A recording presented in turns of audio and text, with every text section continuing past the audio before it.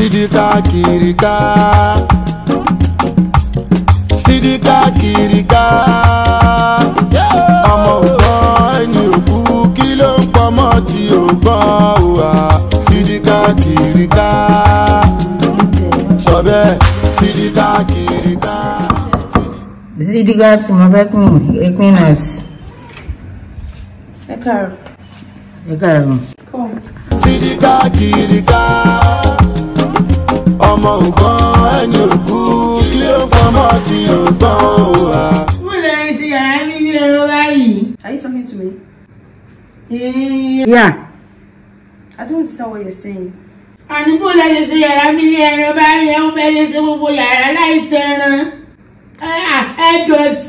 understand what you are saying. What are you trying to say? No.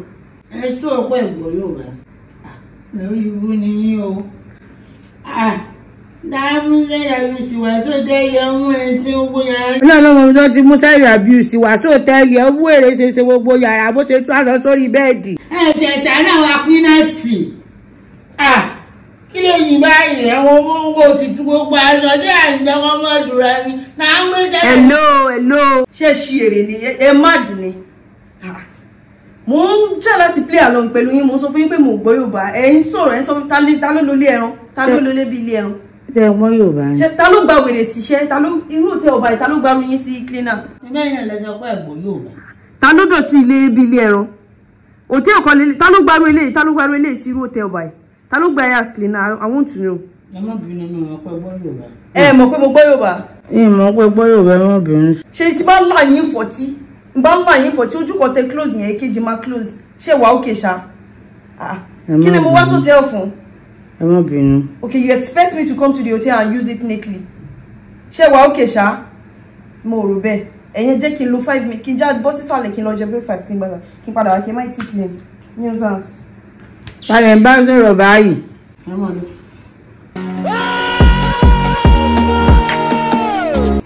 Mo ń bọ̀ o.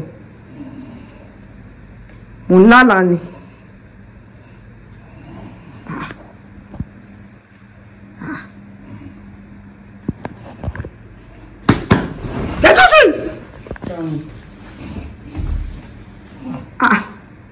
Mo jẹ́ láti portrait bóyá mo ń sùn ni o àbí mo ń lálàá kò tí ì yé mi. Ṣé I don't really even know what to say just now because inú mi ń láti ní ó dà pé kí n rí nǹkan kí n là mọ́ yín lórí kí n fọ́ yín lórí dànù kó wá gbé òkú yín bíbá ìkan gbé lọ sísàlẹ̀. Ẹ sì tún yán. Aunty, ẹ má bínú. Ṣé kan ní ẹ má bínú olóògbé mi lọ́wọ́ pé mo ti sùn. Oorun yẹn ló máa pa yín. I'm sorry. Oorun yẹn òun ló máa pa yín. Oorun tẹ́ sùn yẹn tẹ́ clean room yẹn tí mo lọ sísàlẹ̀ tí mo spend almost good 1 hour tí mo padà mo mọ̀ ni. Aunty, No, I need to see the manager. Mo ṣe láfi dìmọ̀jú ni ìsìnmọ̀jú nígbà tí mo sì jí láàárọ̀ ni mo ti ṣe yàrá bí 10 láàárọ̀. Kí ló kàn mí? Mo wá wò pé èèmọ̀. Ṣé mi mo máa bá yín gbowó oṣù yín ni? Kí ló kàn mí kí ni tèmi yẹn sọ fún mi pé ti ṣe night vigil ti ẹ sùn mọ́jú ẹ ṣe yàrá. What's my business with that? What am I supposed to do? No, mo máa lọ rí supervisor. I need to see the supervisor. Let me call them on cell phone. I need to see the supervisor. Kí ni o easy? Kò easy láti ṣe kí ni?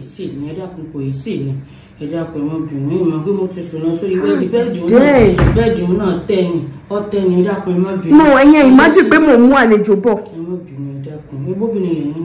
No, iṣẹ́ obìnrin dáadáa.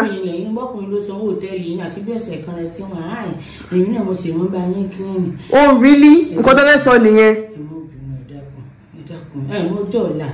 Tani ọjọ́ ṣẹ́yìn lọ́jọ́ ọ̀la. Ọkọ tó gbé yín wá àyín náà mọ̀ bóyá ọkọ mi ní lọ́jọ́ ọ̀la tẹ́lẹ̀. Ọkọ wèrè wo irú yín? Ẹ̀yin tó yẹ kó mú lọ sí bọ́lá kẹ́ lọ máa ṣàlẹ̀. Ó yá ẹ má jẹ́ nǹkan tírì. Ó yẹ dúró sí mo lè yàgbẹ́. Bẹ́ẹ̀ ṣe jí mi látọjú ọ̀run. Ó yá ìta. Ọjọ́ bá yín clean. Mi ìran yín kẹ́ bá mi clean mọ́. Mo máa lọ bá supervisor kan fún mi clean. I don't really think I can. Ní báyìí ẹ ti jẹ́ kó lose another customer. Yes. Ma lo bó ṣe sọ yìí ni ma ṣe lọ portrait fún supervisor àti manager. I'm not coming here again. Ẹ mọ̀ pé customer dada ni mí. Mo ní wá bí my butter. Ọdẹ jẹ́ kí n gbé oúnjẹ tẹ́ ẹni sílẹ̀ látẹ̀ kan náà. Ṣé bẹ́ẹ̀ ní kí ló tí mo fò lè lọ́yìn? Atẹ́gùn fẹ́ sí. Kí ni tí? Kí ni mo fò lè sí láyé tí mo wá? Ẹ butter. Mo fò lè sí láyé tí mo wá gaga kí ni ya ni. Ẹ bọ́ tí bá fún wọn yín. Ṣé ni tí bá fún yín ní upper court? Ẹ jáde. Ẹ butter. Ẹ butter. Mi a ní mo need the cleaning. Ìdùnnú mi gangan nìyẹn. That's my happiness. Ẹ butter. I don't really care. Ẹ jù mí lọ lọ́jọ́ orí bọ̀ mo lówó jù yín lọ. Get out. Get out.